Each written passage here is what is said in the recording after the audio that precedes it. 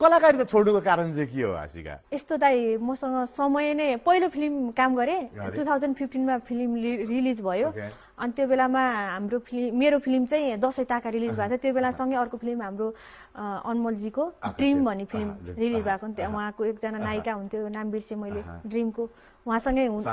हामी सँगसँगै हो सँगसँगै डेब्यु गरे भनौँ न म चाहिँ एकदम सुपर फिल्मबाट डेब्यु गरेँ अनि उहाँ चाहिँ ड्रिममा आउनु भएको थियो अनि हाम्रो फिल्म सँगै जुत्या थियो उहाँको फिल्म सुपर डुपर हिट भयो ड्रिम भन्ने फिल्म अनि मेरो चाहिँ अनि त्यो सुस्ती फुस्री भयो होइन त्यो भयो अनि त्यसपछि चाहिँ म अनि 2000 लगतै म अलिकता अब भने न 1 करोड लस्ट भएको इज नट द जोक होइन मेरो 1 करोड पैसा मेरो home production Ashika film private still पनि छ अब त्यसलाई मैले के गर्ने सोच्दैछु अब हामीले आशिका तामाङलाई कलाकारको रूपमा चाहिँ पाउनुहुन्न त्यो चाहिँ हुँदैन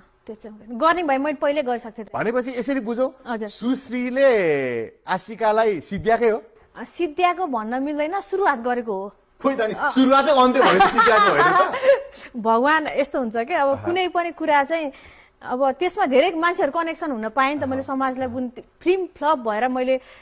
2015 मा मेरो फिल्म फ्लप भयो म 16 मा मेरो छोरो जन्मियो अनि छोरो जन्मने लगतै छोरो त्यस्तै 7-8 महिना भएपछि 2017 आयो 17 आएपछि म 17 मा भाइरल बने एउटा सानो यो दशैं सम्बन्धी कुरा गर्छु त्यो पनि कुरा गर्छु म त्यो पनि बाँकी छ त्यसपछि म सामाजिक काममा लागेदै अनि समाजमा देखे समाजका हरेक किसिमको त्यो भाइरल भएपछि समाजका हरेक किसिमको मान्छेहरुले बोलाउनु भयो मलाई इन्भाइट गर्नु भयो म गए समाजको भिजे मैले त्यसपछि देखे ओहो समाजमा त एउटा यस्तो मान्छेको जरुरत छ जहाँ बोल्न पर्ने मान्छेको जरुरत रहेछ यहाँ त बोल्न नसक्ने आवाजलेस भएर बसेको हैन भोइसलेस भएर बसेको मान्छे कति रहेछ मैले गर्न पर्ने धेरै रहेछ भने त्यहाँबाट फिल भयो म जर्मनीमा हुनु पर्ने दाइ मेरो फाउन्डेसनले यहाँ काम गरेछ दाइ काम गरिरहेको थियो यस्तो व्यवस्थापनको आफू जर्मनीमा